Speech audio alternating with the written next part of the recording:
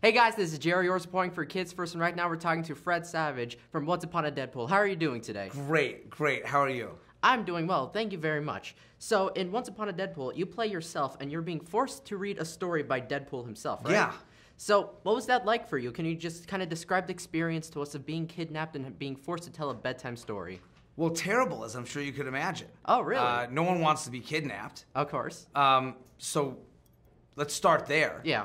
And then I had to sit and read this story with it was just not great. It was not great. How was your kidnapping experience? I have to say my kidnapping experience was subpar. I'm probably gonna ask for a refund. Not great? Yeah. So, yeah, you can imagine. I'm a parent. Yeah. You know, people are expecting me to be places. Oh, where's Fred? I don't know. Did he pick up the kids? No. Why not? No, I don't know. He's not answering his cell phone. I do have to say, at times... 3 days later, I show up with tape on my ankles.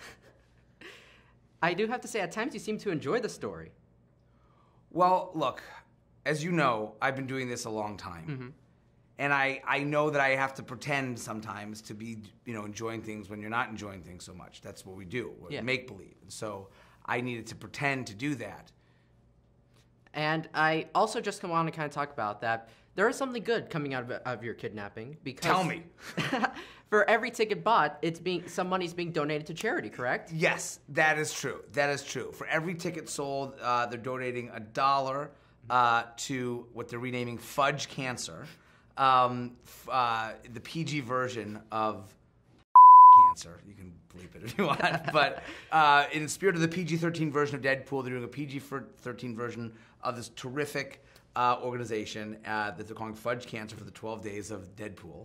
And $1 for every ticket goes, which will, can be a lot of money. So that's true. There is something positive. If I get out of my own head and think about other people for a change, yes, that is something. I would be kidnapped again for that, for sure.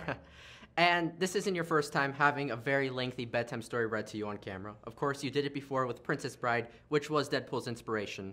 Now, between the two stories, Deadpool's story and Princess Bride, which one do you think is better? Absolutely the Princess Bride, yeah? No question. I was there. It was a great experience. I enjoyed it. I was there willingly. I loved it. Generations have enjoyed that movie and shared it with their children and grandchildren. And Deadpool is the opposite of all of that, both in terms of the quality of the experience and the quality of the film. This is not anything people are going to share with subsequent generations. I would imagine people would deny having seen it. And another question for you is, if you were to tell a bedtime story, whether the person was kidnapped or not, what bedtime story would you tell? Or not? How about not? How about I wouldn't kidnap people?